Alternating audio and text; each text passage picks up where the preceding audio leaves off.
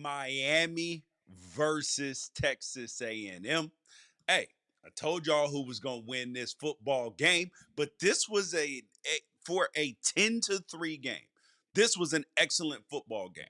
Now, on one hand, us as fans, we typically get used to a 17, 21, 24, 27 game, nip and tuck game as the games that we look at as, damn, that was a really good football game.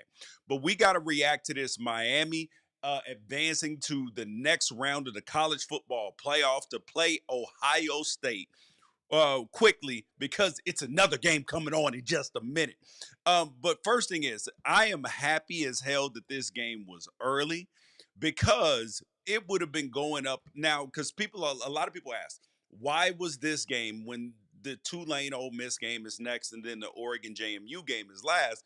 People were wondering why this game was first instead of being in prime time. Well, it's because there are two NFL games. One that starts at 2 o'clock Pacific, going up against a 12:30 kick for Ole Miss and Tulane, and then a 5 o'clock game in the NFL as well. So that's why they did it. They did not want to be going up against the NFL. But number one, huge win for Miami. This not only validates them being included into the college football playoff, but it also looks at this Texas A&M team, which is what I've been saying all year. I'm like, yo, this Texas A&M team, they are good, but they don't feel elite. That's the difference, is they don't feel elite. And the reason why they haven't felt elite all year is because the thing that caused them to lose this game today is the issue. Marcel Reed, kid has grown leaps and bounds. So this is not a knock on him. But I told you that whichever quarterback made the least amount of mistakes was going to win this football game. Because Carson Beck, it was clear Miami did not trust him to throw the ball into this secondary very much. He was 14 for 20 for 103 yards. They did not trust him to do that at all. But there's a clear reason for that. Is because Carson Beck has blow up potential. He can throw 2, 3, 4 picks in a game because we've seen it. We saw it against Louisville, and we've seen it at other times. And Marcel Reed, I've been saying it all year. A lot of people didn't want to hear it, but Marcel Reed, if you force him to stay in the pocket and throw the ball, he will throw it to you. And you guys, make sure that you guys like, subscribe, get notifications, tell a friend about the show as well. He will absolutely throw you the football. And truthfully, he finished today with 25 for 39, 230 yards, and 2 picks. And truthfully, he should have had another pick or two as well. And then he fumbled today as well, even though that they didn't lose that fumble. That's the issue. He had 3 turnovers. Well, sorry, he had 2 turnovers himself. And that is going to cost you a football game when your team can't score. Now, on the Miami end, it was their ability to run the football. This is what Mario Cristobal has built his entire football life around, is being an offensive line coach and running the football, powerful up front. Mayuga, the whole rest of the crew, Ruben Bain Jr. on the defense, and the rest of the defensive line. This is what they're built upon. They were built for games like this. The thing that concerns me is that Texas A&M's defense is good, right? I'm talking about for the future of Miami against Ohio State. But Texas A&M also allowed UTSA to score 24 points, Utah State to score 22, Notre Dame to score 40, Arkansas to score 42, LSU's terrible offense this year to score 25, Missouri with no quarterback 17, South Carolina 30, and then Texas 27. So I am highly concerned the fact that Miami got so in a shell. And this is one of the things that, if you're going to find a knock on Mario Cristobal, who's clearly a very good football coach, but remember, Everybody has a weakness. And his weakness is the fact that there are times where he does not, that he won't play aggressive enough. And then you end up in a game like today where Miami controlled a lot of the first half, but they ended up settling for 4 field goal attempts, which they only made one with a really good kicker. That is highly concerning for the future of Miami because the Ohio State defense that they are going to play is significantly better than this Texas A&M defense. Because Texas A&M's defense is good, but they've given up a lot of points a lot of times. And that is notable. And you cannot ignore that. So that's the first thing. Now, on the Texas A&M side, this is exactly what we thought would happen and what I told you was going to be able to happen. If Marcel Reed and Reuben Owens and Moss, if they couldn't get the running game going, they were going to be in deep-ish. They were. Because Marcel Reed, if you can contain him running, like him running is what fuels the pass. And Miami came up and did a good job. Yes, he escaped for a couple of first downs, but Miami did a really good job of containing him. That was really good. And they actually did a decent job against Texas A&M on third down. Texas A&M was 8 for 18. That's decent on third down. It ain't good, but it ain't terrible either. And then but Miami only got 3 for 12 on third down. It's because Mario Cristobal, conservative again, way too conservative. If he plays like this versus Ohio State, they are going to get their doors blown off. Doors blown off. You have to be aggressive. He said Miami over Ohio State 31-7 in the chat, man. Hey man, pass whatever you actually no. Don't pass whatever it is that you smoking. No way. Um Ohio State lost to Indiana. Yes, Indiana's the best team in the country. Indiana beat Oregon and Ohio State, so they deserve to be the number one team in the country. But the thing that I really want you to pay attention to is that this was a relatively clean played football game. You had 8 total penalties, 4 on Miami and 4 on Texas A&M, for a total 8 penalties for 45 yards. That's clean play for the most part. And yes, Miami probably should have had a personal foul call, but these defenses, they showed up when it mattered the most. They made plays, and they forced the defense into they forced the offenses into a lot of bad plays. And the way you can note that is Miami had 10 tackles for loss, and Texas A&M had 7. That is 17 tackles for loss between two teams. That means that the defenses were outplaying the offenses, and the both coordinators, Klein and Dawson, they were making sure that their quarterbacks did not lose them the football game. And on one hand, you can appreciate Mario Cristobal saying, "All right, let's just park the bus. Let's get on Mark Fletcher's back and let's run the football, because that's what we got today, because we are not going to let Carson Beck lose the game for us." The unfortunate part about that is that is not a recipe for success. Now I do want to point out Malachi Tony, because I got a chance to do one of his early games this year when Miami was playing USF on CW. And I was looking at the kid on film. I was like, yo, this kid, Malachi Tony, is special. I was like, he's not even good. He is electric at every single level. And you notice today he actually got a little bit tired, because that's where it seems that this this Miami team is lacking. If they're lacking anywhere, it feels like they're lacking in depth. They don't rotate on the defensive line a lot.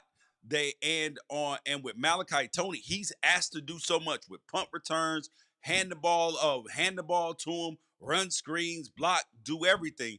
It feels like it is way too much, and that the kid is getting tired. He was tired at the end of that football game. So yes, part of it is um, conditioning, but the other part of it is that this is a big situation, and you're asking a lot out of him.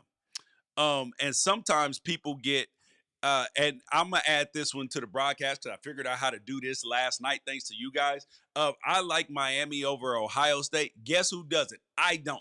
But I will tell you this: Ohio State has the bye this year versus last year when they got to play Tennessee at home. And they got a chance to warm up before they played against Oregon, and they jumped on Oregon, and Oregon could not recover. It got way too bad, way too fast. In 3 drives, it was like 21 nothing, and you're like, God dang. So that's where Miami will have an advantage over Ohio State because Ohio State won't have played for 25 days before that game starts. So that is going to put a big onus on Ohio State's defense to start fast and not let Indiana in a situation. So the other thing is oh, okay, here's a question for you because Ruben Baines, who they talked a lot. Ruben Baines, arm short. Yes, he is a short arm player. Um, get out of here, top three pick. Yes, he is a short arm player, but here's the part that I want to bring up to you is that yes, he's a short arm player, but he's also slightly playing out of position at a traditional 4-3 DN. So when you see Ruben Bain go to the NFL, he is probably going to go to a team that plays a 3-4 because he's more of a 3-4 end. He's too big and not necessarily athletic enough to be a defensive end in the NFL, like in a 4-3 system. He's more of a defensive tackle in a 4-3, or in a 3-4, he's a defensive end. Where they're asked to pass rush a little bit, but not too much. Yeah, and I thought that was a very good point that somebody just put in the chat.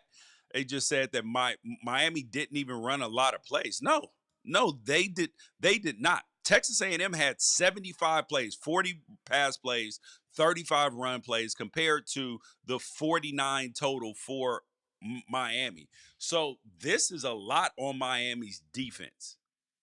Lot on Miami's defense. They did a fantastic job. Fantastic job.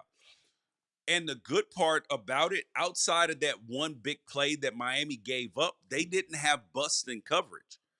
They did not. They put pressure on Marcel Reed.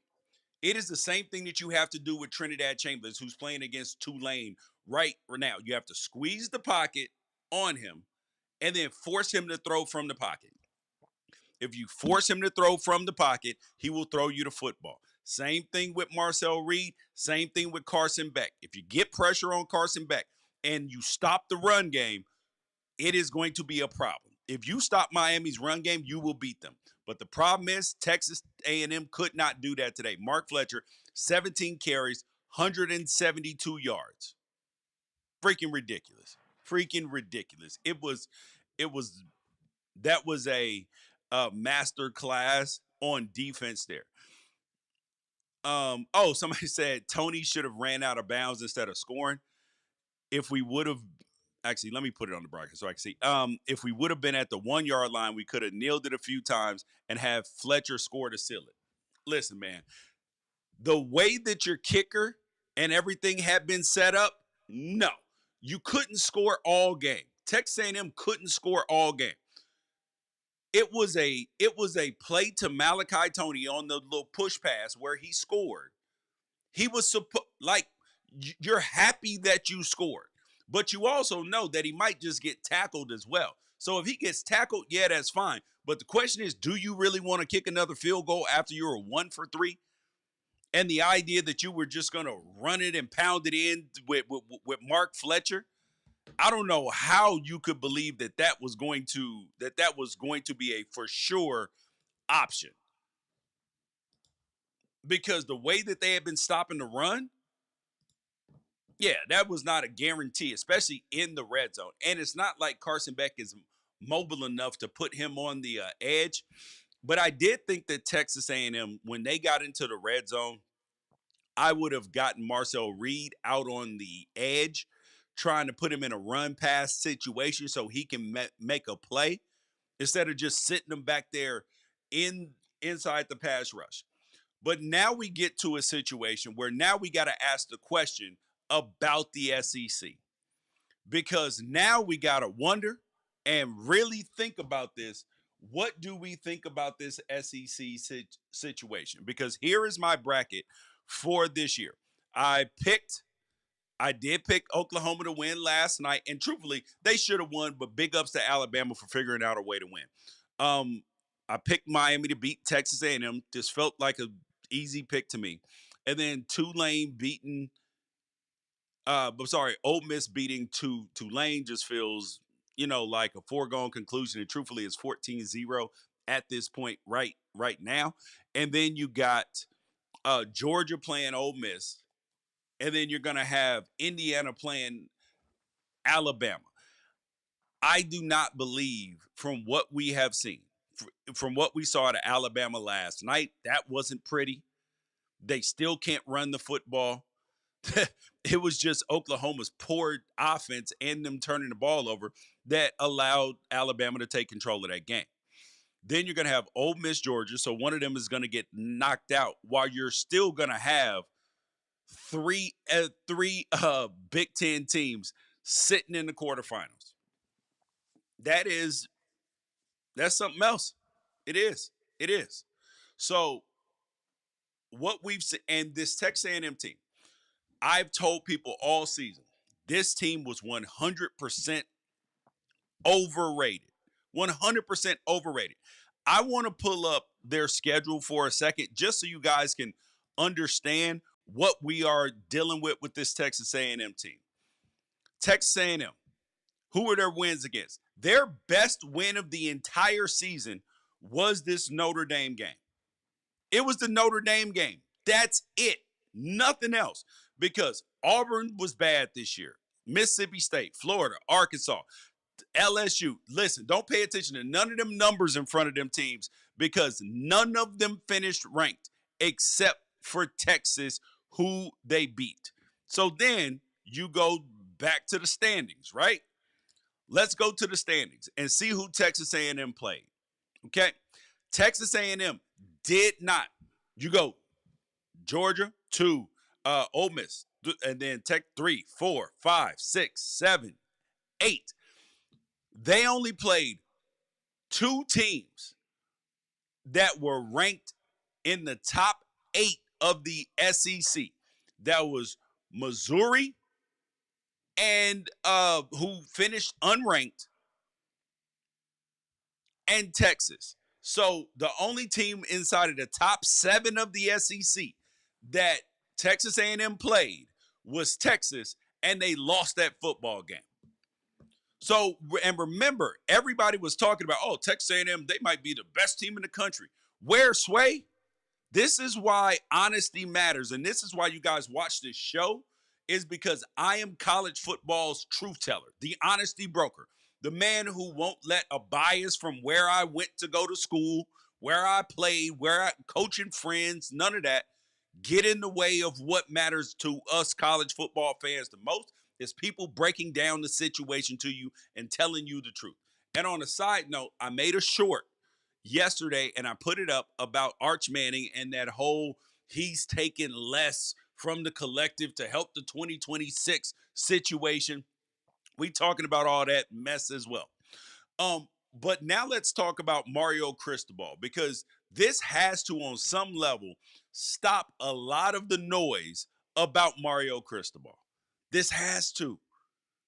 This has to. He found a way to get his team in the playoffs because of the Notre Dame win. People can argue with your pastor, argue with whoever you want to argue with. Found a way to get into the college football playoff, and then found a way to win. So, if we're being honest, this 100% makes Miami back. Miami's officially back now. You can say whatever you want to say about him losing games that he's not supposed to with the Louisville and the SMU game, but this is the reality of college football now.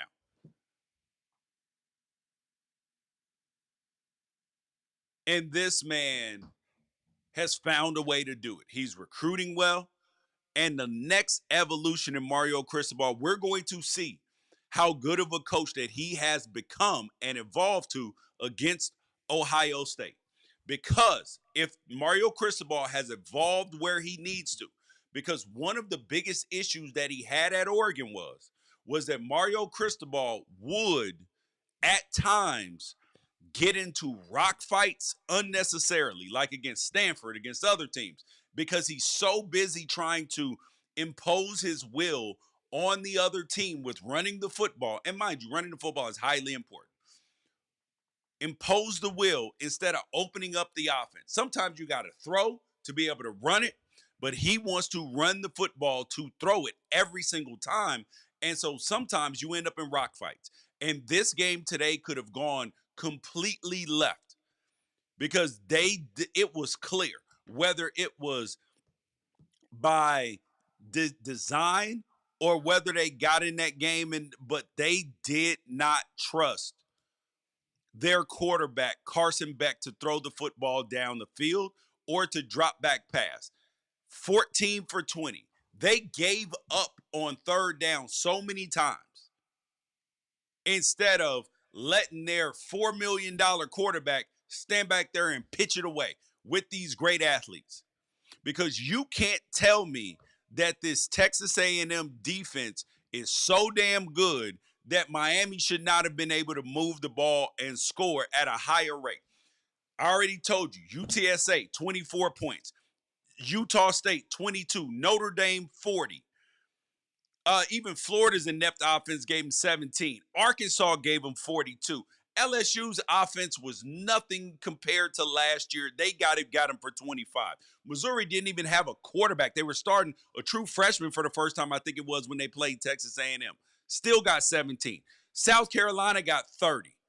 And then Texas got 27. So how on earth is this team not able to get more than 10 points? Not more than 10 points. It is absolutely not going to work. Not going to work at all against Ohio State. And y'all can book it. Let me see what y'all got in the comments because this Ole Miss Tulane game is going on. Yes, you are right. Sometimes offenses do have rough games. All right. Okay. Riddle me this. And I think that this is fair. And I do think that this is fair. Is that winds were 30 miles an hour. I 100% acknowledge that. And truthfully, the wind is the biggest impact and biggest factor between being able to pass the ball or not. But you know who could pass the ball? Marcel Reed. He was able to pass it. There are just times he throws the ball to the other team. But we shall see, because it will be optimal conditions in the next game. It will be. It will be optimal conditions when on Wednesday, December 31st, when they play in the Cotton Bowl. Well, actually, it's outdoors, so it could anything. Oh yeah, Map. Yeah, he did have he did have a house call, Malachi Tony, on that punt return. Oh, he was electric.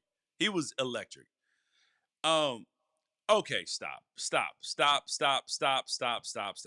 What are we doing here, people? This is why we have to have the truth-telling portion of the program. Ohio State defense is nowhere as good as Texas A&M. What? Okay. I guess we got to get to the honesty portion of the program that people really don't want to talk about. Jesus Christ. How do we get there? How do we get that their defense is not as good? Okay. Let's just see. Okay? Let's just see what we're talking about. Okay? Let's just see if this is true. All right? Let's go here. So I already gave you how many times that they gave up a lot of points, right? Oh my God. Who's the number one defense in the country only giving up 8.2 points per game? Oh, damn. It's Ohio State. Let's see where Texas A&M is. Where's Texas A&M? Damn, I'm all the way down the page and I still ain't got to Texas Tech yet. I mean, Texas A&M. What are we doing? What are we doing? What are we doing? Are we going to sit here and be honest, or are we not going to be honest? Texas A&M, they give up a lot of points on defense, so there's no way that you can say that. Okay, let's go to yards per game. Oh, damn. Ohio State, 213 yards per game. The next closest team is James Madison, and they give up 34 more yards. It's the truth. And this ain't a knock on it, but Texas A&M, what was this, around 20th in yards per game? They're a good defense, and they give up 22 points a game. There's a big difference between 22 and 8. So don't sit here and try to tell me that Texas A&M's defense is better than Ohio State's. There's not a world where that is true. There's not a world where it's true. Um, she said, I'll come to spam on your ass when we beat Ohio State. Please do. Please do. I want Miami fans to come back because I will be putting a preview out on this game on Monday. So well, actually, it'll be Tuesday or Wednesday of this upcoming week. A preview of that game. So have all your comments ready because I am going to watch some film. I will break it down as I always do, and I'm gonna be honest because on paper initially, this looks like an Ohio State win, but I will tell you that Miami's defense can be stout enough to stop Ohio State's run and get pressure on Julian Sand. But my issue is I don't believe that this Miami offense is going to be able to score a lot of points on Ohio State, which is going to be an issue because Ohio State is going to get 21 points on Miami. Probably. Actually, I'll go in between 17 and 24. That's the issue. That's the issue. Yeah, and I would agree. Miami dominated A&M the entire game. This was an easy. It wasn't an easy game, but it also was, you know. Uh, and you guys, make sure you guys like, subscribe, get notifications, and tell a friend. Yes, I would say that Miami's defense has been legit this year. Look at them; they're only giving up 14 points per game, 14 a game. That's good. That's really, really good. And you look at this team, the only time that they have given up a lot of points, they gave up, 24 to Notre Dame, 24 to Louisville, 26 to SMU. Outside of that, everything is in the teens and the single digits. That's balling. Hey, listen, here's the thing I will tell Ohio State fans. I 100% welcome Miami beating Ohio State. Do you know why? If I'm being honest, and this is why I say I'm the truth teller of college football. Because I played at the University of Oregon, right? If Oregon continues to win and gets to the national championship, there are only two teams that like in a dream scenario that Oregon would play. That would be Miami and that would be Georgia. That is dream scenario. Dream scenario. Because Mario Cristobal is Oregon's old coach. Compelling matchup. Georgia, it was Dan Lanning's first game after he left as Georgia's defensive coordinator to be Oregon's head coach.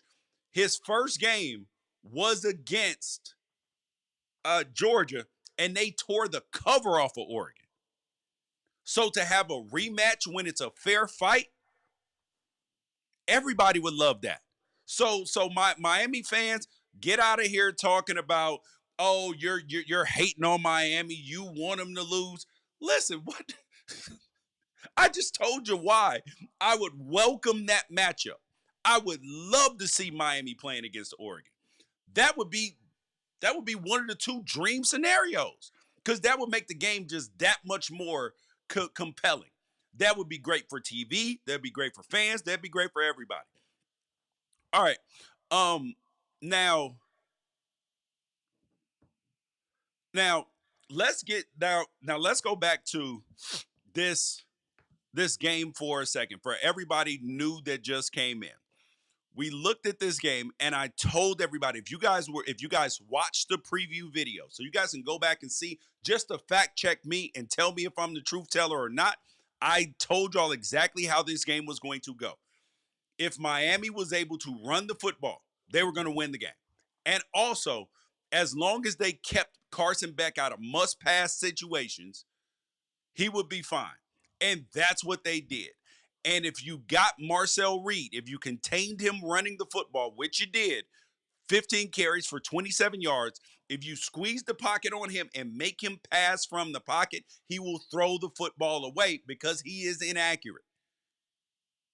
Eventually, he will give you one. And in this game, he gave you two. One, he just sailed right over. You can't blame that on the wind, because he drove the ball. He just missed. It was a bad miss. And the same thing happened on the final interception. He threw a pick because he threw the ball late and behind. He does not, and mind you, the kid has, and I want to say this with every bit of due respect, because he has improved significantly as a passer from last year to this year. But nothing about Marcel Reed at this point in time is an NFL quarterback. It's just the truth. Now, if he takes another leap as a passer next year, now we getting somewhere, because the athleticism is there. He's got to be able to stand back there and just rip it and be accurate, because until that happens, Texas A&M will be vulnerable. And next year, their schedule will not be as favorable, and they're going to have a problem.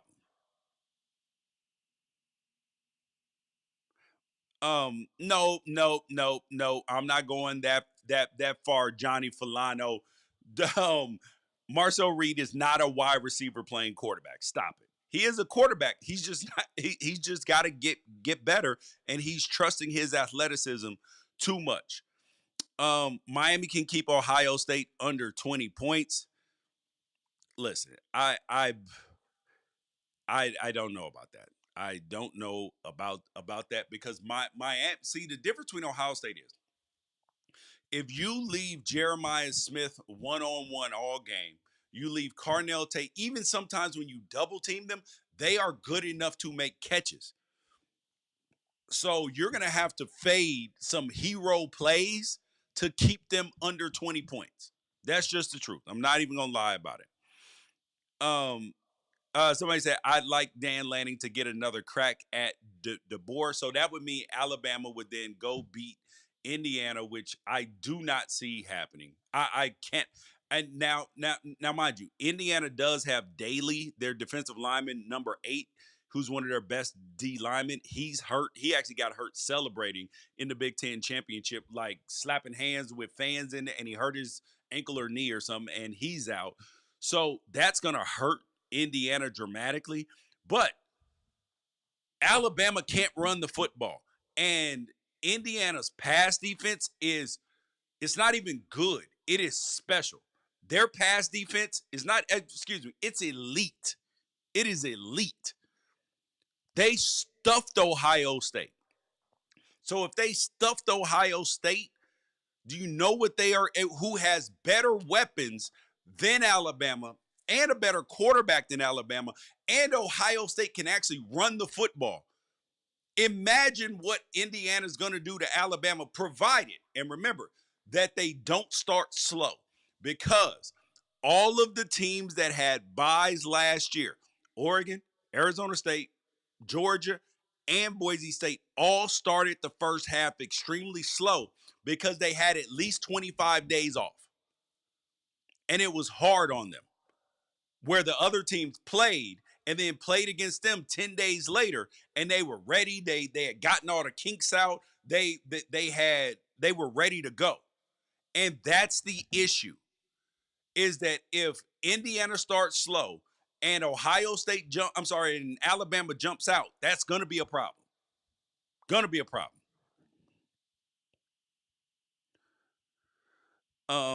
Oh, Frosty, Oregon 40, Miami 3. Yeah, that's I don't know about that, pal. That it might be a little absurd. And yeah, yeah, it's gonna be tough. But you guys don't. We will be back later on tonight after the Oregon game. I don't think unless this if the Ole Miss Tulane game, if it gets, if Tulane mess around and wins this game, we'll be back on after. If not, it won't be till after the Oregon James Madison game. So you guys make sure that you guys like, subscribe, get notifications, tell a friend about the show, and let me see if there's anything else I need to get to in the chat. Um, Oh, I guess Indiana is elite because they beat the. Okay, okay. Here's the thing: is people try to take digs, but I'm college football's honesty broker. I'm the truth teller. They went to Eugene and they beat Oregon, 30-20. There was no gimmicks. There was no frill. That was no like oh my God, if we don't fumble the ball three times. No, they went up there, got a solid win. Oregon's plan was bad. They didn't execute well enough. Do I believe Oregon can beat Indiana? Yes. But if Indiana can beat Oregon and they can beat Ohio State, yes, they are elite. The Big Ten's, the top of the Big Ten is the best conference. Well, the three teams in the Big Ten. If you put those three teams in the SEC, the Big 12, or the ACC, they finish 1, 2, 3 in that conference. The only team that can interrupt that, if we're being honest, is Georgia. That's it. That is the only team that can interrupt that. And yes, Indiana is absolutely elite. Um, yeah, but this game being tied 0-0 at halftime, the first time in history of the college football playoff, was pretty damn awesome. Pretty damn awesome. But before I get out of here, I do want to comment on Michigan's head coaching search. Kenny Dillingham is out. I told y'all. Will y'all please listen to me? I can't say why I know everything, but I've been telling y'all all week. Kenny Dillingham is not going anywhere. This is a man who is the idea. We got to get this idea out of our mind of the old college football, because people, young coaches who I've talked to numerous times that are my age, 44 and under or around my age, they don't subscribe to the just because the job is bigger. They don't subscribe to the Lane Kiffin because he's 50, so he's in the upper echelon crowd. They do not subscribe to the just because this is a bigger name job that it's a better job or the right job for them. Kenny Dillingham, the reason why he's only making $7.5 million instead of going to Michigan, and I know he said, well, they never offered me the job or anything. The way job offers go, and you guys can go back and listen to my interview with Rob Mullins, Oregon's athletic director, about how these hiring processes go. they are they only offer one person, and that's the one who takes it. But they gauge interest and talk about numbers, talk about what they would need, what they would want, expectations, all of that stuff to even see if they want to go down that road. Kenny Dillingham, whose parents, his sister, and his other sister live on the same street and their houses butted up against each other's, and their kids are all with each other all the time, nephews, nieces hanging out. He went to Arizona State games as a kid. He loved the school. He was when he was at Memphis, at Oregon, and Florida State, and everywhere. He was still offering Arizona kids because he wanted to stay relevant in those places. He loves Arizona State like he loves his kids. He was playing chicken with the administration.